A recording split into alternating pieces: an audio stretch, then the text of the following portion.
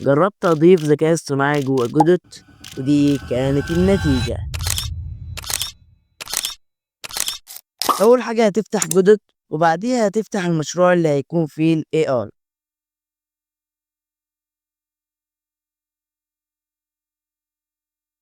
اول حاجة هتخش على الرابط اللي انا سايبهولك في الوصف، وهتلاقي الصفحة دي، تضغط على داونلود،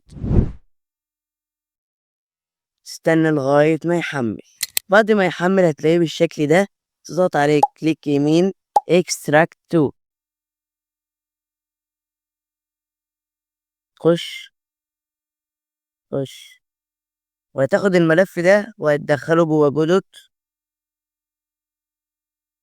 وبعدين هتروح عند بروجكت سيتنجز بلوجنز، وهتلاقي دي هتعمل اون، بعديها كلوز. بعديها هتلاقي تحت حاجة اسمها AI Hub زي ما انت شايف. هتروح هنا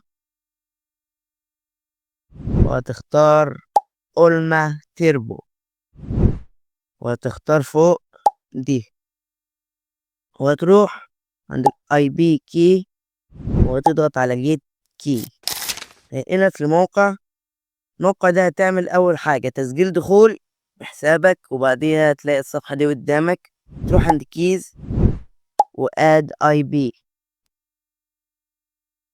تختار اي اسم، تضغط جنريت اي بي كي، وهتاخده كوبي وتروح لجودوت وتنسخه. بعدها تختار ده زي ما اخترناه، وتضغط على نيو اسيستنت تايب،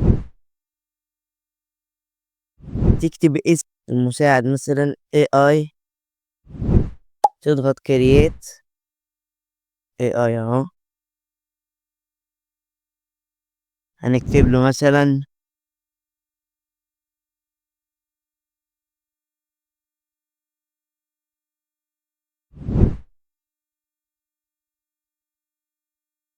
زي ما انت شايف شغال ويديك الاكواد كل حاجة.